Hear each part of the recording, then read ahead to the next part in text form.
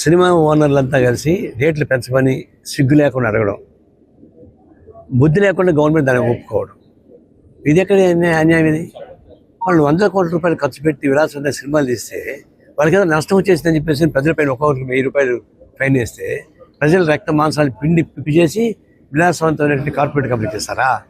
ఎవరు చెప్పారు ఇదంతా మీకు? ఎవరు పెట్టుకున్నారు అంత 2 కోట్లు?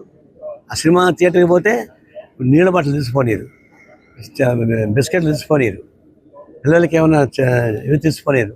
ఆడబోయి కొంటే కాన్ఫ్లెక్స్ 500, వాటర్ బాటిల్ 200. ఎంత దోపిడీ ఇది? ఆ దోపిడీ చేసేవాడు గవర్నమెంట్ సపోర్ట్ చేస్తుందా? ఎందుకు పెంచాలి? అందులో ఇది పెంచడానికి బుద్ధి లేని గవర్నమెంటు, అడిగే వాళ్ళకి సిగ్గలేదు, దీన్ని అంగీకరించకూడదు. ఇది వాళ్ళ కష్టపడి వాళ్ళు తీసుకోవాలి తప్ప. చాలామంది వ్యాపారాలు చేస్తున్నారు, వాళ్ళు నష్టం వచ్చి కట్టిస్తున్నారా? సబ్సిడీ ఇస్తున్నారా? ఇవ్వలేదు కదా. కాబట్టి ఇది ఒక విధంగా లూటీ, సినీ మాఫియా గవర్నమెంట్ కలిపి ప్రజల్ని లూటీ చేస్తామని మేము తీవ్రంగా ఖండిస్తున్నాం. పంచపాండవులు మంచం కోళ్ళు వలె అని లాస్ట్ జీరో చేయడం పెడుతున్నారు. ఇప్పుడు ఏం చేస్తారంటే మేము 40% మేము ఇస్తాం, 60% మేము ఇస్తాం, 40% మీరు పెట్టుకోండి. 10% పెట్టుకునేప్పుడే గవర్నమెంట్ చెట్లే. ఇప్పుడు 40% పెట్టుకుని ఎవడు పెట్టుకుంటాడు? అది జిఎస్టీ రూపంలో మొత్తం లాగేసుకుంటున్నాం. రాష్ట్రాల్లో వచ్చే లాభాలు మొత్తం తీసేసుకుంటున్నాం. ఇప్పుడు 40% నువ్వు ఇవ్వమంటున్నావు, ఎవడు ఇస్తాడు? ఎవడు ఇడు?